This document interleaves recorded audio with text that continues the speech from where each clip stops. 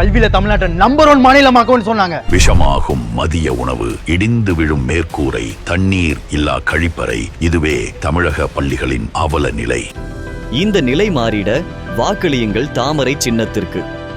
ஃப்ரெண்ட்வுட்ஸ் நேயர்களுக்கு வணக்கம்.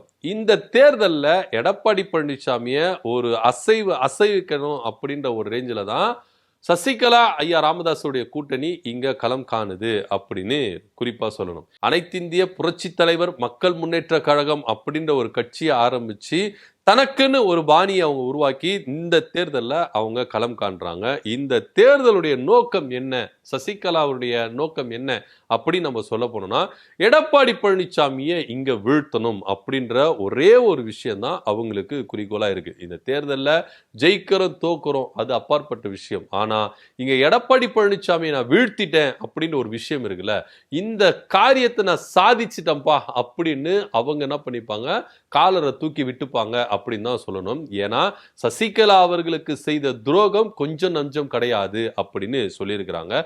இப்ப கூட எடப்பாடி தொகுதியில அவங்க தேர்தல் பிரச்சாரங்கள் மேற்கொள்ளும் பொழுது கண்ணீர் விட்டு அழுதுருக்கிறாங்க.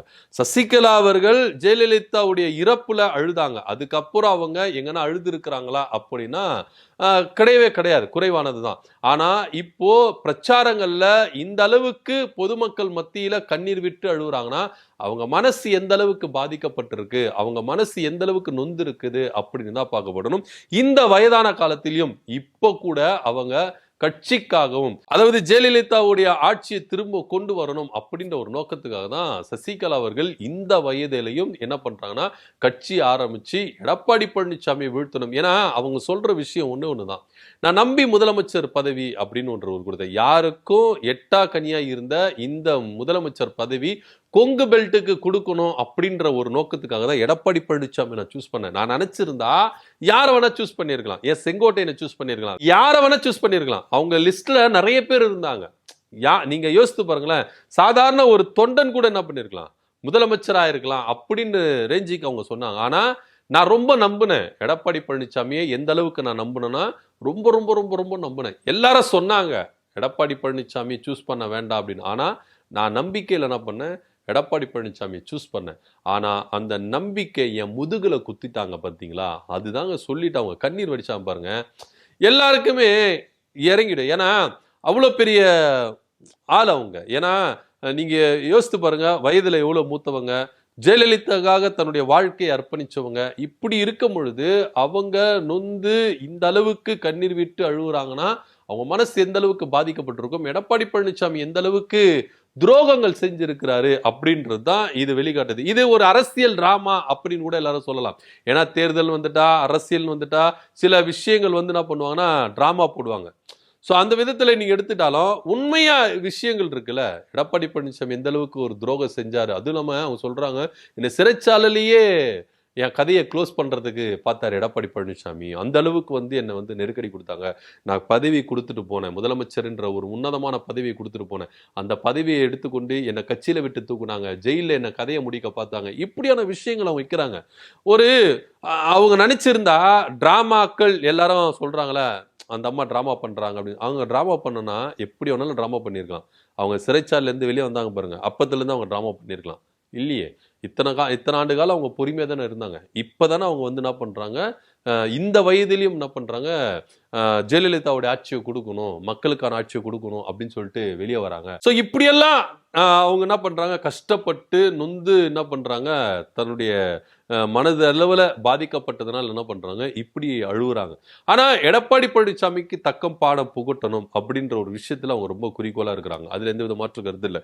இந்த கூட்டணி, அதாவது ஐயா ராமதாஸ் சசிகலாவுடைய கூட்டணி இந்த தேர்தலில் ஆட்சியை பிடிச்சிருவாங்களா அப்படின்னா அது வந்து பார்த்தீங்கன்னா முடியாத காரியம் அப்படின்னு கூட சொல்லலாம். ஏன் அப்படின்னு பார்த்தீங்கன்னா இவங்களுக்கான ஒரு கட்டமைப்புகள் அப்படின்றது கொஞ்சம் அரசியல்ல கொஞ்சம் தள்ளி தான் இருக்குது அப்படின்னு பார்க்கணும். ஆனா ஒரு விஷயத்தை செய்ய முடியும், எடப்பாடி பழனிசாமிக்கு தகுந்த பாடத்தை புகட்ட முடியும். ஏன் அப்படின்னு பார்த்தீங்கன்னா வட மாவட்டங்கள்ல சமுதாய வாக்குகளை வைத்து என்ன பண்றாங்க, ஐயா ராமதாஸ் அவர்கள் களமிறங்குறாங்க.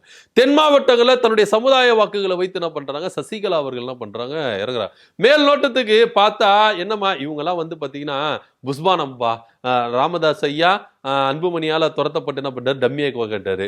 சசிகலா எடப்பாடி பழனிசாமியால துரத்தப்பட்டு அவங்களும் டம்மியாக்க வேண்டாங்க. ஆனா கிரவுண்ட் லெவல்ல இறங்கி பாத்தீங்கன்னா இவங்களுடைய ரூட் இருக்குல்ல, அந்த ரூட் பயங்கரமான ஒரு ஸ்ட்ராங்கான ஒரு அமைப்பு கட்டமைப்புல இருக்குதுதான் நிதர்சனமான உண்மை. மேலோட்டமா பார்த்தா இவங்க எல்லாமே ஒதுக்கி வைக்கப்பட்டாங்க அப்படின்னு சொல்லலாம்.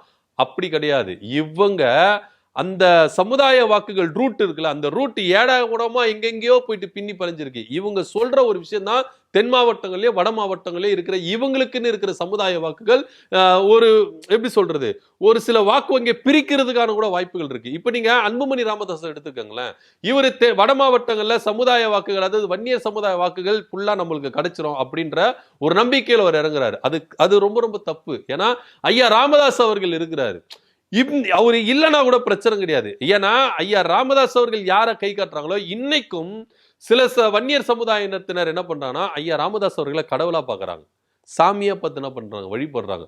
சோ அவரை என்ன பண்றாங்கன்னா தெய்வமாவே வழிபடுறாங்க. அந்த அளவுக்கு அவருக்கு மவுஸ் இருக்கு அப்படின்றதா பார்க்கணும். சோ ஐயா ராமதாஸ் அவர்கள் ஈஸியா என்ன பண்ணலாம், இந்த வன்னியர் வாக்கை பிரிச்சிடலாம் அப்படின்னு தான் பார்க்கப்படுது. அன்புமணிக்கு எல்லாம் முழுசா போயிருமா அப்படின்னா கிடையவே கிடையாது. ஐயா ராமதாஸ் அவர்களுக்கு முழுசா கிடைக்குமா அப்படின்னு கிடையாது. ரெண்டு பேரும் இந்த வாக்குகள் என்ன பண்ணுவாங்க, பிரிப்பாங்க. இது யாருக்கு பாதகமாகும்னா பாமகவுக்கு தான் பாதகமாகும். இதுல ஈஸியா அன்புமணிய ஐயா ராமதாஸ் அவர்கள் எல்லாம் பண்ணிடலாம், தகுந்த பாடத்தை கொடுத்துடலாம் அப்படின்னு பார்க்கப்படுது. தென் மாவட்டங்களை நீங்க படுத்தீங்கன்னா முக்குலத்தோர் வாக்கு, இந்த முக்குலத்தோர் வாக்கு எப்படி அப்படின்னு பாத்தீங்கன்னா சசிகலா அவர்களுக்குன்னு சில சமுதாய வாக்குகள் இருக்கு. இப்போ நீங்க டிடிவி தினகரன், ஓபிஎஸ் இப்படின்னு பார்த்தா கூட சசிகலா அவர்களுக்குன்னு சில அந்த சமுதாய வாக்குகள் இருக்குல்ல, அந்த முக்குலத்தோர் வாக்குகள் இருக்குல்ல, இது பிரிக்கிறதுக்கான வாய்ப்புகள் இருக்கு. இது நீங்க பாத்தீங்கன்னா ஓபிஎஸ் திமுக பக்கம் இருக்கிறார், அவருக்குன்னு சில சமுதாய வாக்குகள் இருக்கு, அது அப்படியே போயிடும். இப்ப டிடிவி தினகரன் இருக்கிறாருன்னா இவருக்கு இருக்கிற சமுதாய வாக்கு அதிமுகவுக்கு போகும். ஆனா இங்க அந்த சமுதாய வாக்குகளை சசிகலா அவர்கள் பிரிக்கிறதுக்கு வாய்ப்புகள் இருக்கு. இது யாருக்கு பாதகமா போகும்னா எடப்பாடி பழனிசாமிக்கும் டிடிவி தினகரனுக்கும் பாதகமா போகும் அப்படின்னு தான் பார்க்கப்படுது. குறிப்பா இப்போ நத்தம் விஸ்வநாதன் இருக்கிறாருல, அவங்களுக்கும் வச்சாச்சு செக்கு. ஏன்னா நத்தம் விஸ்வநாதன் எடுத்து ஐயா ராமதாஸ் தரப்புல இருந்து என்ன பண்றாங்க, ஆட்கள் நிப்பாட்டுறாங்க. இந்த இடத்துல அவருக்கு தான் ஃபுல் சப்போர்ட். அதாவது கருத்து கணிப்பு பார்த்தீங்கன்னா அவருக்கு இந்த சசிகலா தரப்புல இருந்தும் ஐயா ராமதாஸ் தரப்புல இருந்தும் வாக்குகள் அவருக்கு தான் போறதுக்கு இருக்கு. இந்த வாக்குகள் அதிமுகவிலே நீங்க எடுத்துக்கிட்டீங்கன்னா இந்த வாக்குகள் நத்தம் விஸ்வநாதனுக்கு போற வாக்குகள் இந்த பக்கம் பிரிக்கிறதுக்கு சசிகலா அவர்கள் ஒரு முக்கியமான ஒரு தூணா இருக்கிறாங்க அப்படின்னு தான் பார்க்கப்படுது. நீங்க சசிகலா அவர்களை இப்ப கூட அதிமுகவுல போய் நீங்க பாத்தீங்கன்னா கிரவுண்ட் லெவல்ல தொண்டர்கள் கேட்டு பாத்தீங்கன்னா சசிகலா அவர்கள் வந்தா நல்லா இருக்கும், திரும்பவும் சசிகலா அதிமுகவை ஆக்குபேட் பண்ணா நல்லா இருக்கும் அப்படின்னு தான் சொல்லிக்கிறாங்க.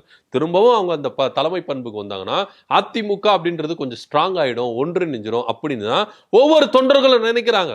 நீங்க எடப்பாடி பழனிசாமிக்கு வலிமையான தலைமை இருக்குதா, எடப்பாடி பழனிசாமி கட்சியை நல்வழியில் நடத்திட்டு போறாருன்னா நீங்க மேல்மட்ட நிர்வாகிகளை கேட்காதீங்க. இதுக்கெல்லாம் யாரு வேறு, ஆணி வேறு, தூணு தொண்டர்களை போய் கேட்டு பாருங்களேன். தொண்டர்கள் இப்பவும் சொல்றது சசிகலா அவர்கள் வந்தா இந்த அதிமுகவை திரும்பவும் ஜெயலலிதா காலத்துல இருந்த மாதிரி ஒரு கட்டமைப்புகளை கொண்டு வந்துருவாங்க, ஒரு கட்டுக்கோப்புல கொண்டு வந்துருவாங்க அப்படின்றத ஒரு எண்ணமா இருக்கு. சோ இப்படிப்பட்ட சசிகலா அவர்கள் நத்தம் விஸ்வநாதனுக்கு செக் வைக்கிறதுக்கு தான் அந்த இடத்துல ரொம்ப ஸ்ட்ராங்காவே என்ன பண்றாங்கன்னா தன்னுடைய பலத்தை இறக்கி இருக்கிறாங்க அப்படின்னு சொல்லுவோம். சோ இது ஒட்டுமொத்தமா தென் மாவட்டங்கள்ல அதிமுகவுக்கு ஒரு பலத்தை அடி கொடுக்கும், அதாவது எடப்பாடி பழனிசாமிக்கு ஒரு பலத்தை அடி கொடுக்கும், டிடிவி தினகரனுக்கு ஒரு பலத்தை அடி கொடுக்கும் அப்படின்னு தான் பார்க்க வேண்டிய ஒரு விஷயமா இருக்கு. ஒட்டுமொத்தமா சசிகலா ராமதாஸ் ஐயா கூட்டணி பேருக்குன்னு இல்லாம போலாம். ஏன்னா நீங்க தேர்தல் காலத்தை எடுத்துட்டீங்கன்னா திமுக கூட்டணி சொல்லுவாங்க, அதிமுக கூட்டணி சொல்லுவாங்க, விஜய் சொல்லுவாங்க, நாம் தமிழுக்கு சொல்லுவாங்க, 4 முனை போட்டி தான் சொல்லுவாங்க. ஆனா சைலண்டா 5 முனை போட்டி 6 முனை போட்டி எல்லாம் இருக்கு, அது யாரும் பார்க்கவும் மாட்டாங்கிறாங்க. சோ இது ஒரு சில தொகுதிகளில் வாக்குகளை பிரிக்கிறதுக்கான வாய்ப்புகள் இருக்கு அப்படின்னு தான் பார்க்கப்படுது. நீங்க ஐயா ராமதாஸ் சசிகலா கூட்டணி எடுத்துக்கோங்களேன், ஒரு சில தொகுதிகள் தென் மாவட்டங்கள் வட மாவட்டங்கள்ல இவங்களுக்கு அதிமுகவுக்கு போற வாக்குகளை பிரிக்கிறதுக்கு வாய்ப்புகள் அதிகமா இருக்கு. இது அதிமுக பாமக, அதாவது அன்புமணியும் எடப்பாடி பழனிசாமியும் தோல்வி அடையிற ரேஞ்சுக்கு போறோம் அப்படின்னு பார்க்கப்படுது. அடுத்தபடியா நீங்க எடுத்துட்டீங்கன்னா வேல்முருகன் அவர்கள், அவரும் வன்னியர் சமுதாயத்தை சேர்ந்தவரா இருக்கு. இவரு நெய்வேலி அதே போல பண்ருட்டி இந்த மாவட்டங்கள்ல பாத்தீங்கன்னா அங்க இருக்கிற தொகுதிகள்ல வந்து பாத்தீங்கன்னா இவர் வாக்குகள் பிரிப்பாரு அப்படின்னு பார்க்கப்படுது. அங்கேயும் எடப்பாடி பழனிசாமிக்கும் அன்புமணிக்கும் சில சிக்கல்கள் ஏற்படுறதுக்கான வாய்ப்புகள் இருக்குது அப்படின்னு பார்க்க வேண்டிய ஒரு விஷயமா இருக்கு. அடுத்ததான் நீங்க எடுத்துட்டீங்கன்னா கிருஷ்ணசாமி அவர்கள், அவர் நீங்க வந்து பாத்தீங்கன்னா தென்காசி திருநெல்வேலி அந்த தொகுதிகளில் வந்து பாத்தீங்கன்னா அவருடைய சமுதாய வாக்குகள் தேவேந்திர குல வேளாளர் இருக்காங்களா அவங்க வாக்குகள் என்ன பண்றதுக்கு பிரியறதுக்கான வாய்ப்புகள் இருக்கு. அது திமுக அதிமுக அப்படின்ற முக்கியமா அதிமுகவுக்கு இது எதிர்வினையாற்றும் அப்படின்னு சொல்லப்படுது. ஏன்னா கிருஷ்ணசாமி அவர்களை அதிமுக பொதுச் செயலாளர் எடப்பாடி பழனிசாமி எந்த அளவுக்கு நம்ப வச்சு ஏமாத்தினாரு, மதிக்காம போனாரு. ஏன்னா கூட்டணிக்கு பேச்சுவார்த்தை நடத்துற சொல்லிட்டு லாஸ்ட் மினிட்ல எங்களுக்கான தொகுதி ஒதுக்கல, எங்களை பத்தி பேசவே இல்லை, எவ்வளவு பெரிய துரோகம் அப்படின்னு கிருஷ்ணசாமி அவர்கள் என்ன பண்ணாரு, பேட்டி கொடுத்தாரு. சோ இப்படியா களத்துல 4 முனை போட்டின்னு சொல்றாங்க. ஆனா சைலண்டா 5 முனை 6 முனை 7 முனை போட்டி இருக்கு. இது சில தொகுதிகளில் வாக்குகள், அது குறிப்பா எடப்பாடி பழனிசாமி அதிமுக கூட்டணிக்கு இது பெரும் பாதகத்தை ஏற்படுத்தும், வாக்குகளை பிரிக்கும் அப்படின்னு தான் பார்க்கப்படுது. இப்போ எடப்பாடி தொகுதியில எடப்பாடி பழனிசாமியை தோக்கடிக்கணும் அப்படின்ற ஒரே காரணத்துக்காக கொங்கு பெல்ட்ல சசிகலா அவர்கள் இறங்கி இருக்கிறாங்க. இந்த தேர்தலில் எடப்பாடி பழனிசாமிக்கு ஒரு நல்ல தகுந்த பாடம் புகுட்டுட்டனா அவர் ஈஸியா என்ன பண்ணிடுவாரு, தெரிஞ்சுப்பாரு தான் சக்தி என்ன, என்னுடைய கட்ஸ் என்ன அப்படின்னு அவர் தெரிஞ்சுப்பாரு. உண்மையிலே சசிகலா அவர்கள் களத்துல இருக்கிறாங்களா இல்லையா அப்படின்ற பேச்சு இப்ப தெரியலாம். ஆனா தேர்தலுக்கு பிறகு எடப்பாடி பழனிசாமியுடைய வாக்கு வங்கிகள் எடுத்து பாத்தீங்கன்னா அப்ப ஈஸியா தெரிஞ்சிடும் சசிகலா ராமதாஸ் அவர்கள் எந்த அளவுக்கு அதிமுகவுக்கும் அதாவது எடப்பாடி பழனிசாமிக்கும் அன்புமணிக்கும் ஒரு எட்டாக்கனியா இருந்திருக்கிறாங்க, எந்த அளவுக்கு அவங்க ஸ்ட்ராங் போர்ஸா இருந்திருக்கிறாங்க அப்படின்னு தெரிய வரும். ஏன்னா கலை யதார்த்தமே அதுதான் இன்னைக்கு போயிட்டு எடப்பாடி தொகுதியில அவங்க கண்ணீர் விட்டு அழுதுருக்கிறாங்க. இதுவரைக்கும் எந்த பிரச்சாரத்திலையும் கண்ணீர் விட்டு அழாத சசிகலா அவர்கள் எடப்பாடி தொகுதியில நம்பிக்கை துரோகம் பண்ணிட்டார், முதுகுல குத்திட்டாரு அப்படின்னு தன்னுடைய ஆதங்கத்தை வெளிப்படுத்தி கண்ணீர் வடிச்சிருக்கிறாங்க சசிகலா அவர்கள். மக்கள் எல்லாருமே சிந்திக்கணும். இன்னும் சொல்ல போனா எடப்பாடி தொகுதியில் இருக்கிற அதிமுகவினரே சசிகலாவுக்கு ஆதரவா இருக்கிறாங்க அப்படின்னு பலரும் என்ன பண்றாங்க சொல்லிக்கிட்டு வராங்க. எப்படியா இருந்தாலும் இந்த தேர்தலில் எடப்பாடிக்கும் அன்புமணிக்கும் போற வாக்குகளை வட மாவட்டங்கள்ல ஐயா ராமதாஸ் அவர்களும் தென் மாவட்டங்கள்ல சசிகலா அவர்களும் பிரிப்பாங்க அப்படின்னு தான் பார்க்கப்படுது. இது அதிமுக கூட்டணிக்கு ஒரு தோல்விக்கான செல்லும் பாதை அப்படின்னு கூட சொல்லலாம். இதை பத்தி கருத்து என்ன கமெண்ட் பண்ணுங்க. நன்றி, வணக்கம்.